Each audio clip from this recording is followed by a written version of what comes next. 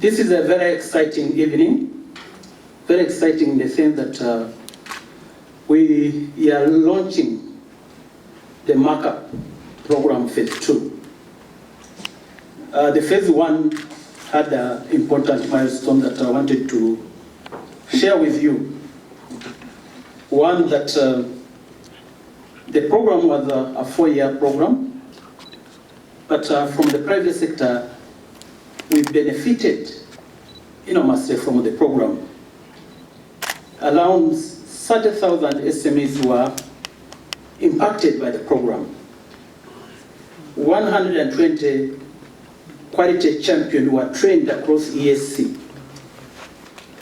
We also registered and recorded the quality portal developed and operationalized.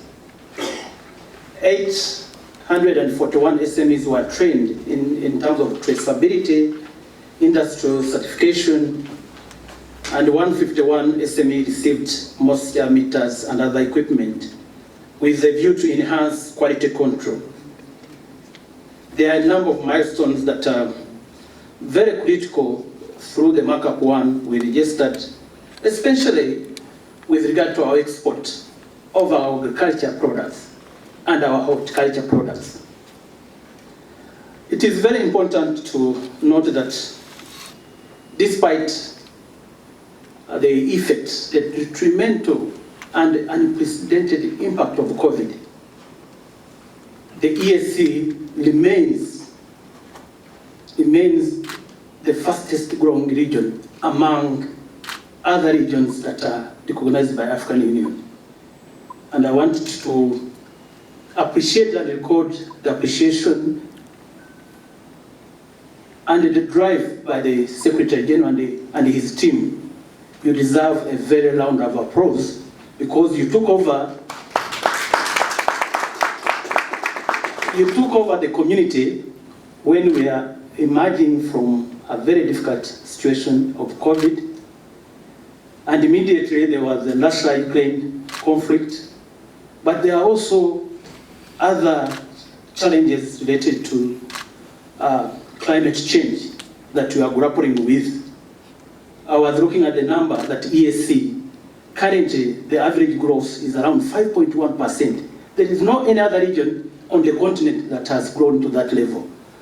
So that sends a very strong message to our development partners, to our government, that through public-private partnership, we can achieve a win-win situation.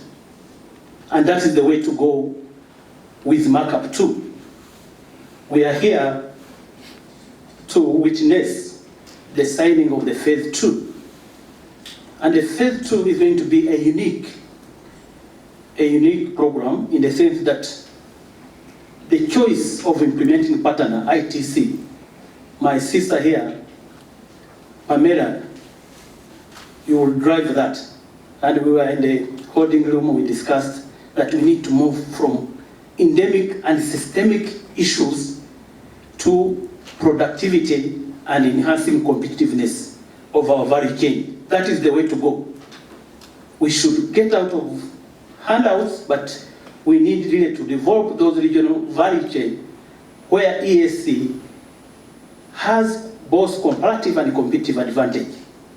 Those value chains are not far from our region. We are talking about coffee, we are talking about tea, we are talking about spices, we are talking about gum arabic in South Sudan. I was in South Sudan, and we are talking about leather and leather-related products.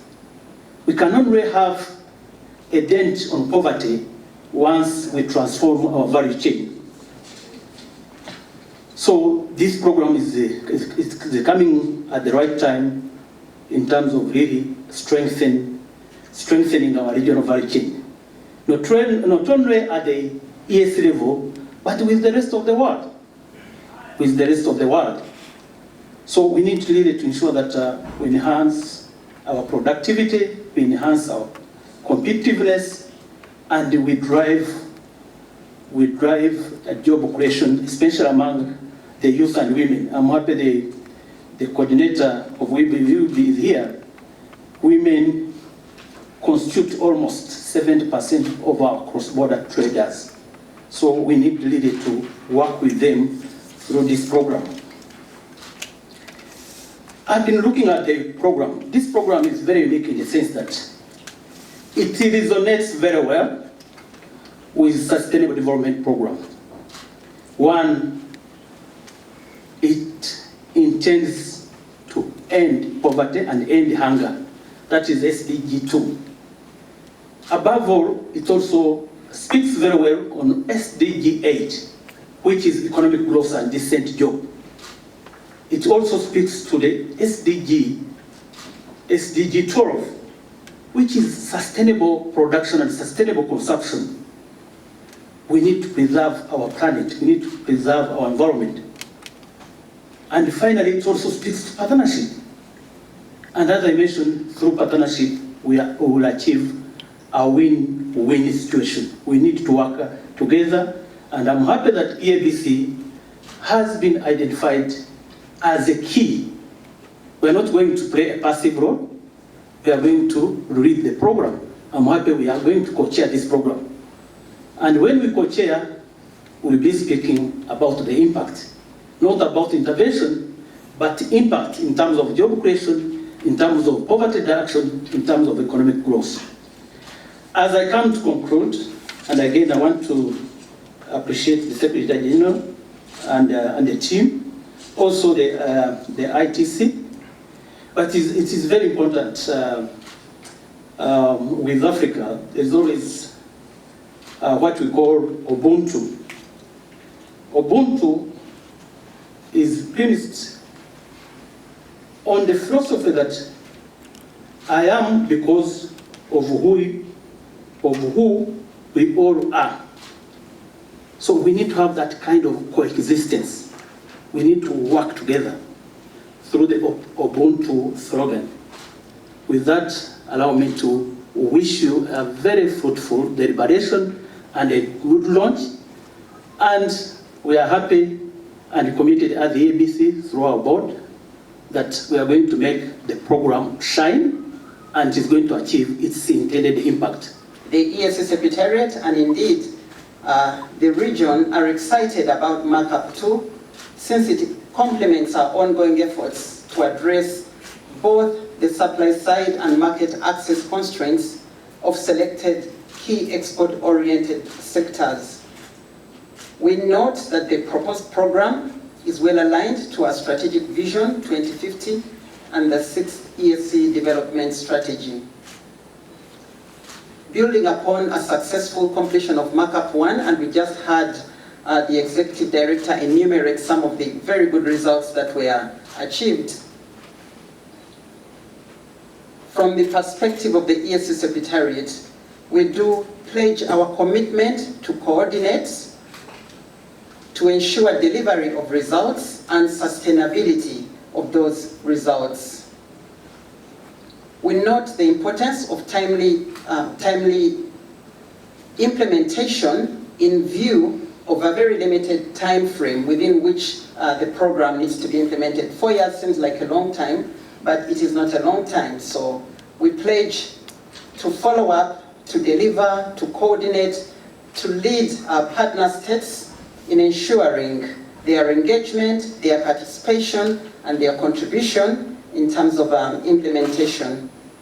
We are optimistic that we will take into account the lessons from MARKUP 1 to ensure smooth implementation, and we hope that we will have continuous and periodic assessment engagements to ensure that we follow up and monitor delivery of the objectives that have been outlined, but also throughout implementation continue to adapt, because during implementation there are a lot of issues that arise that need to be taken into account. As I conclude, I would like to recognize and thank all the technical teams and experts that have been involved in the formulation of MARKUP 2 and those that have led the organization of this event. Let me once again welcome you all.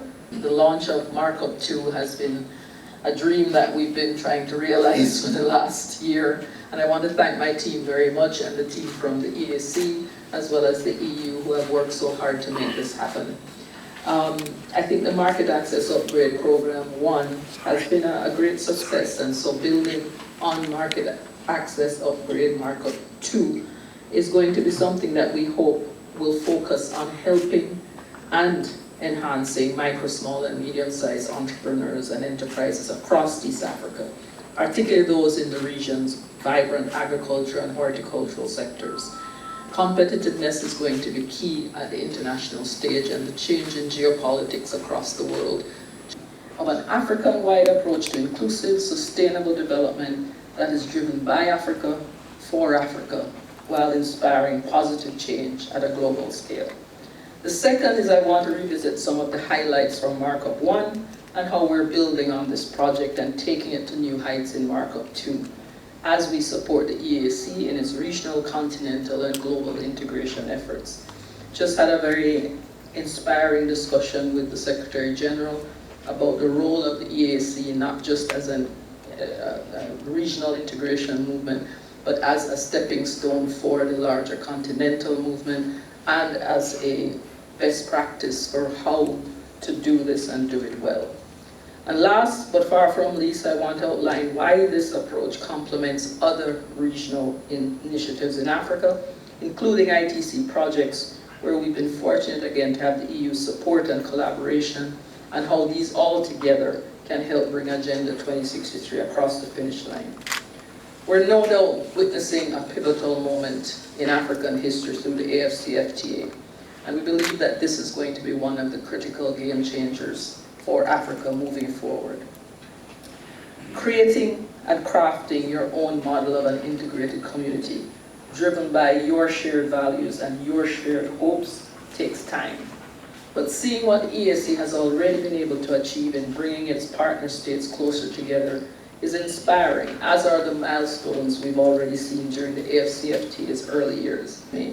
Is also playing an integral role in supporting the AFCFTA as the agreement reshapes and deepens trading relationships both within the continent and with Africa's trading partners internationally. But as we look ahead to the future, we need to keep the key challenge in mind, as this can mean the difference between success and failure. Currently, MSMEs, especially those led by women, youth, and members of vulnerable communities, still run the risk of not being able to participate in the AFCFTA's full potential. And if they're left out, we will suffer. So I'm really happy that the representative of the women is here. I heard that being mentioned, so we can speak after. But I think it's important that for those led by women, we must change the rubric. And one of the biggest challenges is access to finance. And how do we change the game on that? At ITC, we've undertaken a program devoted specifically for Africa called the One Trade Africa program. And this will include addressing issues that affect women, youth, and members of the vulnerable community. To make sure this dream of Pan-African integration delivers, especially for MSMEs that are the backbone of the continent's economy, we need to work closely with the RECs. And that is why we are so committed to ensuring that we work with the East African community as an impressive example of what RECs can achieve. As already John had said, MARKUP 1 supported over 700 EAC enterprises in improving their business operations and expanding their exports. The program facilitated international transactions which were worth more than $10 million US, and it has enabled micro, small and medium-sized enterprises to access financing exceeding more than $9 million US across various sectors. But it also contributed to value addition in the EAC by, for example, enhancing coffee processing, obtaining coffee cabbage certifications, promoting research efficiency and circular production in the tea and coffee sectors, and by developing new packaging and branding for enterprises to boost their export potential. By doing so, we will open up new avenues for African companies to thrive in the global market. And to ensure the success of this endeavor, strong project governance will be put in place. The EAC Secretariat and the East Africa Business Council will co-lead the strategic decisions of this program. This governance will include representatives from relevant government ministries and business support organizations from EAC partners. This collaborative approach will ensure that all stakeholders are actively involved in the decision-making process. Furthermore, MARKUP 2 will support the government and private sector in the region by introducing measures to increase awareness of the opportunities and benefits of EAC trade and existing preferential market access agreements. Access to updated trade clearance information, finance and market linkage opportunities will be provided to the private sector, enabling them to engage with potential buyers in the region and Europe. And in addition, effective marketing branding and the use of digital channels for export promotion will be a key focus. This will help develop the packaging value chain, allowing African companies to effectively showcase their products to the world. And last but not least, of course, ITC, your invaluable support is very, very needed, as we know, and we have seen that in MARKUP 1, how efficient it has been, so thank you very much for this.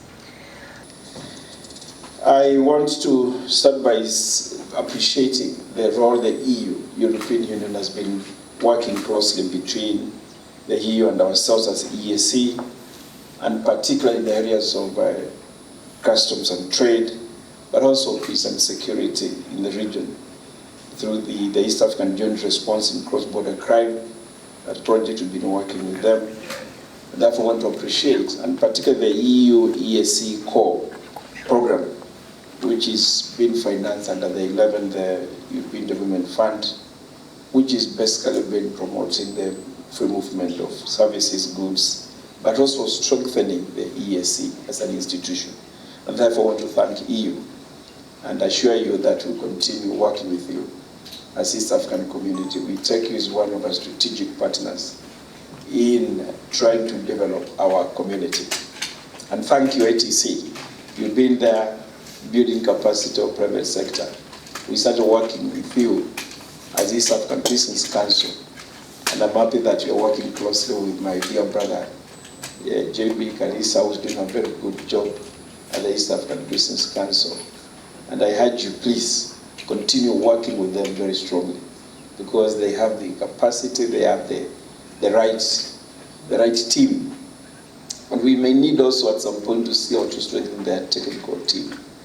I know they may need more of this, and I'm sure it will not be too much to ask from yourself as ITC, and if it is possible, then we can see how to work together on this. But I want to agree with all of you that there's a lot we need to do, and as we today meet here to launch MARKUP 2, we're also here to celebrate the achievements of MARKUP 1, which have been articulated by yourselves. But again, we need to move further than that. And I was asking you, Madam Pamela, even earlier, and from where we sit as Africa, East African community, we are talking of now a community of 300 million people, which to me is a huge market. We are talking of a community of, geographically, the size is 4.9 million square kilometers. This is huge. And huge enough even to produce not only for ourselves in East Africa, but to produce for Africa under the SFTA, but also produce for the world. Why, for example, and I want to agree with those who say whenever we get some crisis in other parts of the world, Ukraine, then it affects Africa. Why? Africa itself, the size of Africa is 30 million square kilometers, 30 million. That can be able to produce enough food for the entire world.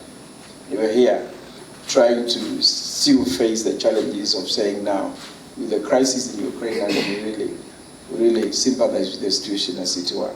We're still depending so much on what is coming from that part of the world. I think it's the high time some of these programs we need to look at them and redesign in a manner that will build enough capacity in our partner states, in our region, so that we can only produce for ourselves but also produce for the entire world.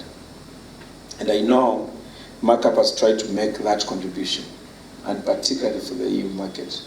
And I was challenging, say, even in the second phase, the MARKUP 2, can we see how we can even broaden it? And I want to agree with you. What are the issues lessons, picking from MARKUP 1, but also MARKUP 2? What is it that we can do? What are the areas we can identify beyond the traditional areas that they're marking to say, East Africa is strong at this, and other regs are strong at this, and therefore we move forward. I think there is a lot that we can do together. And I therefore feel that if, for example, and I was giving that example, DRC alone, which is now part of the East African community, and the resources that are there in DRC, the value of $26 trillion US, bigger than the GDP of the United States. Why is it that can't we harness and see all that potential that we have in Africa with a population of 1.4 billion people? Why can't we harness this and see how we can make Africa come out strong and feed the world? And that will be possible with partnerships, as we have said. Strong partnership between the private sector and the government, even the academia, and all of us coming together. You've talked about the role of women, which is very important, and the role of women in business. I think this is an area we may need to either reflect at some point in the MARKUP 2 and see how do we strengthen the role of women in business in the second phase of this project, and even the youth. And looking at how our partner states are taking up now, the role of women, the youth, I think is an area we may need to see how to strengthen going forward. Even diaspora. Madam Flavia just came in from the United States where she was launching together we're launching the diaspora desk in the United States to see what would be the role of diaspora in investing and taking advantage of the opportunities that we have in East Africa. So these are some of the ideas that we need to expand as we start MARKUP 2 to see how we can, our people, our region can benefit. But I want to appreciate the achievements that have been realized under MARKUP 1, but I think more can be done. And therefore I want us to redouble the efforts, and particularly ITC on sensitization, but also looking at policy, the framework. Is it policy that has been a challenge within the region, and that is why the intra-EAC trade still remains at below 20%? What is it that we cannot be able to do better than other parts of the world? I think these are some of the critical questions we need to ask ourselves. Why is it we are still below 20%? Even in the continent, you are saying we are still below 10% in the African continent, even with the ACFTA. And these are the practical challenges I think we need to look at and see how we can address them with a view to strengthen institutions and see how we can make our region more productive. And therefore, I want to appreciate all of you and the role that you continue to play. But as my colleague Annette said, I want to assure you of East Africans' commitment to participating, but also supporting and coordinating and working with all of you to make sure that we take full advantage of the MARKUP 2, but now along the line see which are the areas that we need to improve. Possibly even look beyond agriculture, even in some cases. See what are the areas within East Africa that we may need to develop. There are a number of minerals. If we are talking of minerals, we are talking of minerals that can even support the electric vehicles. We are talking of climate change, green economies. And we are trying to see what the value of our minerals in the region and how they can contribute to the green economy. So I think it's important that we start looking at even beyond some of these things. And therefore I want to assure you that as we launch this of the MARKUP 2, it's now launched. And I want to thank all of you for the time that you have taken. Asante sana. Thank you very much.